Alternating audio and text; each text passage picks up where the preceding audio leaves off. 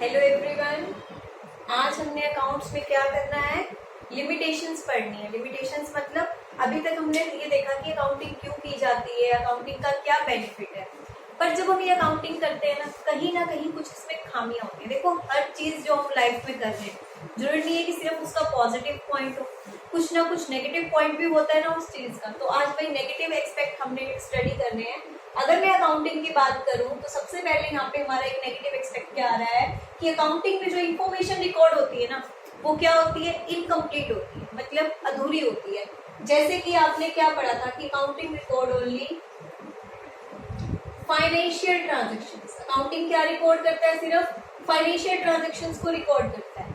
यानी कि हमारी दो तरह की ट्रांजेक्शंस होती हैं, क्वालिटेटिव और क्वांटिटेटिव। हम क्वांटिटेटिव ट्रांजैक्शंस को तो रिकॉर्ड कर लेते हैं पर क्वालिटेटिव ट्रांजैक्शंस को हम रिकॉर्ड नहीं कर पाते, जो कहीं ना कहीं हमारे बिजनेस को बहुत ही ज्यादा इफेक्ट कर रही होती है। तो यहाँ पे आपका फर्स्ट लिमिटेशन क्या है कि अकाउंटिंग क्या रिकॉर्ड करता है, इनकम्प्लीट ट्रांजैक्शंस को रिकॉर्ड करता है।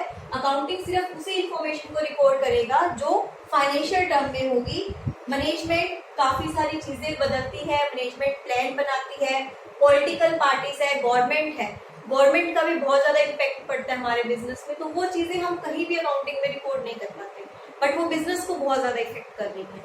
इंटरनल भी होता है, स्ट्राइक हो गई, एम्प्लॉय में झगड़ा हो गया, डिपार्टमेंट वाइज झगड़ा हो गया। एक्सटर्नल इफेक्ट भी होते हैं, मैंने बताया कि गवर्नमेंट का, पॉलिटिकल पार्टीज का है, हर किसी के बीच में झगड़े रहते हैं। वो चीजें, या कोई नई पॉलिसी आ रही है, अब कोई नई पॉलिसी है वो भी हम रिकॉर्ड नहीं कर पा रहे। तो ये सारी चीजें बिजनेस को इफेक्ट तो कर रही है बट हम उसको लिख नहीं पा रहे हैं। तो ये एक कमी है किसकी, अकाउंटिंग की। सेकंड पॉइंट है आपका इनएग्जैक्टनेस। इनएग्जैक्टनेस मतलब अकाउंटिंग क्या करती है, जो प्रॉफिट एंड लॉस बताती है ना वो दोनों वैल्यू के होते हैं। कुछ वैल्यू रियल होती है, कुछ अज्यूम, कुछ हम मान के चलते हैं कि इस टाइम पे उसकी मार्केट में ये वैल्यू होगी। तो एक्यूरेट वैल्यू हमें नहीं पता होगा। मानो आपके गोडाउन में कोई स्टॉक पड़ा है, जो वैल्यूएशन ऑफ स्टॉक है हर किसी के निकालने का तरीका अलग होता है। वैल्यूएशन ऑफ स्टॉक हो गया, डेप्रिसिएशन हो गया। स्टॉक का वैल्यूएशन मीन्स काफी सारी चीजें हैं जो आगे जाके आप पढ़ेंगे। स्टॉक का वैल्यूएशन होता है कि आपका जो स्टॉक है आपके गोडाउन में रखा है इस टाइम पे उसकी क्या वैल्यू है। आप उसकी एक्यूरेट वैल्यू नहीं बता सकते। क्यों? मार्केट में जब वो चीज बिकेगी तब पता चलेगा ना कि वो कितनी वैल्यू का था। अभी तो मुझे उसकी एग्जैक्ट वैल्यू नहीं पता, मैंने अपने बेसिस पे कैलकुलेट कर लिया, तो वो एग्जैक्ट नहीं है वैल्यू। डेप्रिसिएशन का मतलब होता है फिक्स्ड एसेट्स की वैल्यू में कमी आना। अब आपके पास लैंड है, लैंड की वैल्यू धीरे धीरे कम भी हो सकती है, बढ़ भी सकती है। वो चीज हमें एक्यूरेट नहीं पता, हमने तो जितने में लैंड ली वो चीज लेके रख ली। तो इनएग्जैक्टनेस मतलब आपको एग्जैक्ट वैल्यू नहीं पता। इनएग्जैक्टनेस मतलब बहुत सी चीजें आपकी ऐसी होती हैं जिनकी आपको एग्जैक्ट वैल्यू नहीं पता होती। Next, showing valueless assets. कुछ चीजें ऐसी होती हैं जिनकी रियल वैल्यू हमें मिलनी ही नहीं है मार्केट में, जैसे गुडविल है, पेटेंट है, बहुत सी ऐसी चीजें हैं जो हमने रिकॉर्ड तो करी हुई है, एसेट्स में शो तो करी हुई है, बैलेंस शीट में हम दिखा तो रहे हैं, पर आगे जाके फ्यूचर में उसके बदले मुझे पैसा कुछ नहीं मिलना। मीन्स एसेट्स क्या होती है, जिसको देख के मुझे फ्यूचर में पैसा मिले। पर कुछ एसेट्स ऐसी भी होती हैं जो मेरे एसेट्स में शो तो कर रही है। मानो गुडविल 2 लाख की दिखा दी मैंने, क्या वो गुडविल बेच के मुझे 2 लाख मिल रहे हैं? वो चीजें नहीं हो पा रही। मतलब कुछ वैल्यूलेस एसेट्स होती है जिनकी वैल्यू रिकवर नहीं होती फ्यूचर में, जिनका पैसा नहीं मिलता।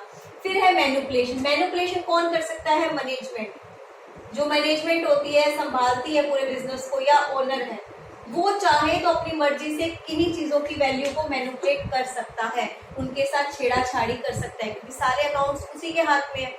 सारी चीजें तो मार्केट से परचेज से नहीं हो रही ना, कुछ तो वो अपनी तरफ से भी लगा रहे हैं, कर रहे हैं। तो वो चाहे तो अपने प्रॉफिट को और अपनी फाइनेंशियल पोजीशन को अच्छा दिखाने के लिए मार्केट में क्या करेगा? मैनिपुलेट करेगा। कभी तो वो अच्छा दिखाने के लिए करेगा और कभी टैक्स से बचने के लिए। टैक्स से बचने के लिए वो क्या करेगा? अपने प्रॉफिट को कम है, प्रॉफिट ज्यादा, कमा ज्यादा रहे, पर टैक्स से बचने के लिए अपने प्रॉफिट को कम दिखाएगा, अपनी एसेट्स को छुपाने की कोशिश करेगा। तो ये मैनिपुलेशन कौन कर सकता है? मैनेजमेंट या ओनर। लास्ट पॉइंट है ignorance about the present value of the business. Ignorance about the present value, यानी कि मैंने आपको बताया एक लैंड है, लैंड की वैल्यू या मशीनरी है, उसकी वैल्यू आपने कैसे लिखी? जितने की खरीदी आप उतने में उस चीज को लिखते चल रहे हो। पर मार्केट में उसकी क्या वैल्यू, आप मार्केट वैल्यू को तो नहीं देख रहे ना। प्रेजेंट वैल्यू मतलब मार्केट वैल्यू, आपने जो चीज जितने की खरीदी आप उसको बैलेंस शीट में उसी को लेके जा रहे हो। लैंड 5 करोड़ की लैंड ली थी, 10 सालों तक आप 5 करोड़ लिखते जा रहे हो। अरे मार्केट वैल्यू बढ़ भी तो सकती है लैंड की, आप वो क्यों नहीं देख रहे, आप उस चीज को क्या कर रहे हैं, इग्नोर कर रहे हैं। तो यहाँ पे आज हमने बहुत छोटे से टॉपिक को ही कवर किया है। आप अपनी बुक में से देखेंगे, बुक में पॉइंट्स की हेडिंग अलग होंगी, बट कहीं ना कहीं उसकी एक्सप्लेनेशन में यही चीजें आएंगी। फिर भी अगर किसी पॉइंट पे डाउट होगा तो आप मुझसे पूछेंगे। एक बार मैं आपको फिर से क्लियर कर देती हूँ, इनकम्प्लीट इन्फॉर्मेशन रहेगी। क्यों? क्योंकि हम सिर्फ फाइनेंशियल ट्रांजेक्शन्स को रिकॉर्ड करते हैं, क्वालिटेटिव चीजों को रिकॉर्ड नहीं करते। एग्जैक्ट वैल्यू नहीं होती, कुछ एसेट्स ऐसी होती है जो आगे जाके मुझे रियल मनी, यानी कि जिनका रियल में मुझे कोई पैसा नहीं मिलने वाला। मैनिपुलेशन, अकाउंट्स के साथ छेड़ाछाड़ी हो सकती है। Ignore the present value means आज की जो वैल्यू है हम उसको क्या करते हैं, इग्नोर। इस टॉपिक को आप अच्छे से करेंगे।